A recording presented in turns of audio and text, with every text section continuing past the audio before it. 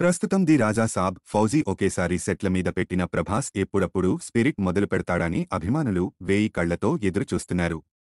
Baahubali star, animal director combo అంటే pan India స్థాయిలో మోత మోగడం ఖాయం. అసలు షూటింగ్ ప్రారంభం కాకముందే దీనికి ఓ స్థాయిలో బిజినెస్ ఎంక్వైరీలు వస్తున్నాయంటే క్రేజ్ ఎంత ఉందో అర్థం చేసుకోవచ్చు.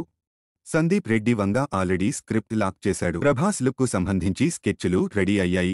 డార్లింగ్ ఫ్రీ అవ్వగానే ఫోటో షూట్ చేసి వాటితోనే అనౌన్స్మెంట్ ఇవ్వాలనే ప్లాన్ ఉందట. తాజాగా వినిపిస్తున్న అప్డేట్ ప్రకారం స్పిరిట్ చిత్రీకరణ మే నుంచి మొదలవ్వచ్చు.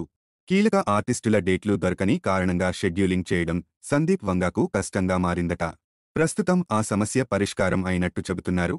కీలకమైన 2 పాత్రలకు సైఫ్ అలీ ఖాన్, కరీనా కపూర్ ఇద్దరిని తీసుకున్నారనే లీక్ ఉంది కానీ అదెంతవరకు నిజమో అఫీషియల్గా బయటికి వస్తే కానీ చెప్పలేం. ఇండియన్ స్క్రీన్ మీద ఇప్పటిదాకా చూడని మోస్ట్ వయలెంట్ పోలీస్ ఆఫీసర్ పాత్రలో ప్రభాస్ విశ్వరూపం చూస్తారని యూనిట్ తెగ ఊరిస్తోంది.